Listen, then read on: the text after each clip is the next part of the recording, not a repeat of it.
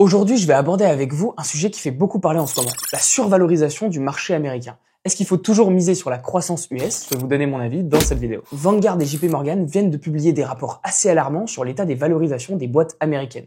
On va analyser tout ça ensemble dans cette vidéo. En plus de ça, malgré ce contexte assez difficile, j'ai identifié 3 actions de bonne qualité, des entreprises très intéressantes, mais seulement si elles atteignent le bon prix. Alors restez bien jusqu'à la fin de cette vidéo parce qu'on va analyser ces données importantes et voir comment naviguer sur ce marché de plus en plus complexe. Commençons par les faits. JP Morgan et Vanguard viennent de sortir leur rapport global sur le marché et les chiffres sont pas très bons pour les USA. Déjà, les Max 7 représentent plus de 32,5% du S&P 500 au total. Donc si on voit une chute de ces géants de la tech, le S&P 500 pourrait dévisser très rapidement. JP Morgan prévoit une inflation au-dessus des 3% pour fin 2025, au-dessus des prévisions qui sont initialement à 2%. Le rendement global du S&P 500 va grandement varier de la politique de la Fed sur les taux directeurs. Au niveau de la dette US, elle va atteindre 1865 milliards de dollars en 2025 et représenter plus de 27% des dépenses du budget de l'État. Concernant les projections de bénéfices par action pour les entreprises du S&P 500, en 2025, JP Morgan s'attend à une croissance de 8,8%,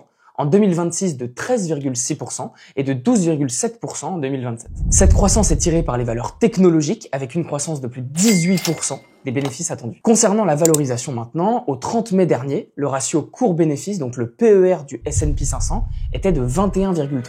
Pour vous donner une perspective, c'est exactement le même niveau qu'en janvier 2022, juste avant la correction de plus de 25% qu'on a connue. Mais il y a une grosse différence avec 2022, parce qu'aujourd'hui, les taux à 10 ans sont à 4,4%, alors qu'à l'époque, ils étaient à seulement 1,6%.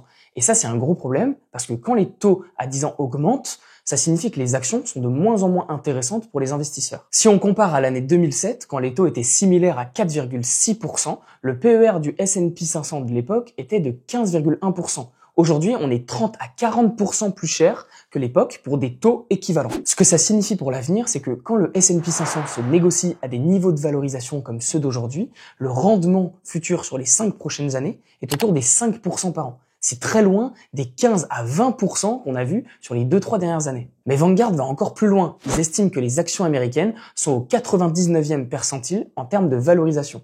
Autrement dit, elles n'ont quasiment jamais été aussi chères dans l'histoire. Mais Vanguard nous donne aussi une piste très intéressante parce qu'ils voient beaucoup plus de valeur dans les marchés internationaux. Leurs projections montrent des rendements de 6,6% à 8,8% pour les marchés développés, hors États-Unis, contre seulement 4,3% à 6,3% pour les États-Unis. C'est exactement pour ça que je regarde de plus en plus les marchés émergents comme l'Amérique du Sud et l'Asie-Pacifique. D'ailleurs, on parle de marchés en voie de développement, mais je vous encourage à regarder des villes comme Hong Kong, Singapour ou Kuala Lumpur. Quand on voit ces villes, on se demande vraiment quels sont les vrais pays en voie de développement. Je trouve des entreprises avec des croissances similaires, voire supérieures aux entreprises US, mais leurs actions s'échangent 2 à 3 fois moins cher que leurs homologues américaines. Par exemple, le marché japonais se négocie actuellement à un PER de 14,4, alors que sa moyenne historique est de 17. Donc le Japon est 10% moins cher que sa moyenne historique, pendant que les États-Unis sont 25% plus cher que la leur. La décote des marchés internationaux par rapport aux États-Unis est actuellement de 40%, le niveau le plus élevé depuis plus de 20 ans. La moyenne historique était de 18%. Je vous mets le graphique de l'étude de JP Morgan à l'écran maintenant, qui montre l'évolution de la valorisation des marchés mondiaux vs les États-Unis. Et actuellement, on est sur un plus bas historique parce que les boîtes américaines s'échangent beaucoup plus cher que ce qu'elles devraient. Malgré ce contexte difficile, il y a quand même quelques perles aux États-Unis, et voici 3 actions de très bonne qualité que je surveille. D'abord, on va parler de Meta. Meta, c'est sûrement l'une des plus belles entreprises au monde. Ils ont un moat ultra puissant et ils vont sûrement continuer à croître dans les décennies à venir. J'ai commencé récemment à utiliser Instagram en tant que créateur. D'ailleurs, je vous invite à me suivre là-bas si vous voulez du contenu quotidien sur la bourse. Et j'ai compris pourquoi Meta gagne autant d'argent. Quand on utilise Meta, Facebook et WhatsApp, tous les paramètres et les plateformes sont en lien les unes avec les autres, ce qui est très facile pour gérer tous vos réseaux sociaux en un même endroit. Et les publicités, le fait de poster les contenus sur les réseaux sociaux est très simple, très facilité. Et même l'analyse de données est très facile, très beau. Donc franchement, c'est des plateformes qui sont vraiment très faciles et très agréables à utiliser au quotidien. Le problème actuel, c'est que Meta se négocie à 17 fois son cash flow opérationnel, légèrement au-dessus de sa moyenne sur 10 ans à 15. Mais sur les 10 dernières années, le plus bas de ce ratio a été de 6. Donc Meta est actuellement bien au-dessus de son plus bas. Donc d'après moi, c'est pas le moment idéal pour rentrer sur le titre. Si Meta revient chercher 10 à 20% en dessous de ses moyennes de valorisation, je rentrerai sûrement sur le titre. La deuxième action dont je voulais vous parler, c'est Palo Alto.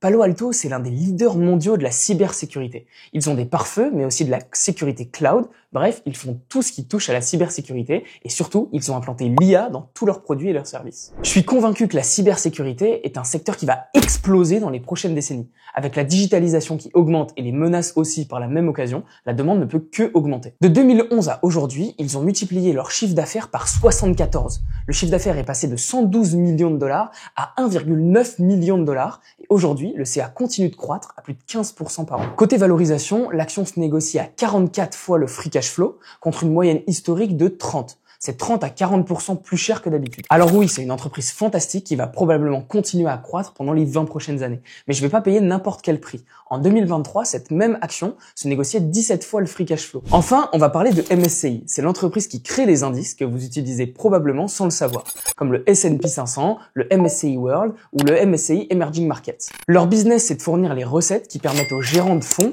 de créer des ETF et des fonds indiciels. À chaque fois qu'un ETF utilise un de leurs indices, MSCI touche une commission. Pourquoi le business de MSCI est aussi intéressant? Déjà, les revenus sont récurrents et prévisibles.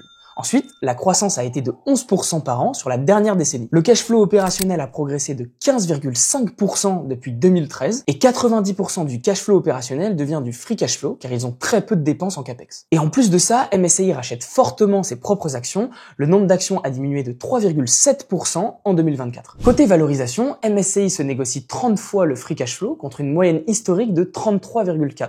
Donc l'action est 10% moins chère que d'habitude, alors que l'entreprise croît de 15% par an. En plus, le cours de l'action est stable depuis 4 ans, alors que les fondamentaux continuent de progresser. C'est exactement le genre de situation que j'aime voir. Pour terminer cette vidéo, les marchés américains sont chers, même très chers, c'est vrai, mais ça veut pas dire qu'il faut arrêter d'investir. Il faut juste être plus sélectif et plus patient. Les 3 règles à suivre dans ce contexte, c'est pour moi déjà de ne pas payer n'importe quel prix pour une action, même pour une entreprise de bonne qualité. Ensuite, il faut regarder les marchés internationaux où il y a plus d'opportunités. Il faut pas se cantonner aux US ou à l'Europe.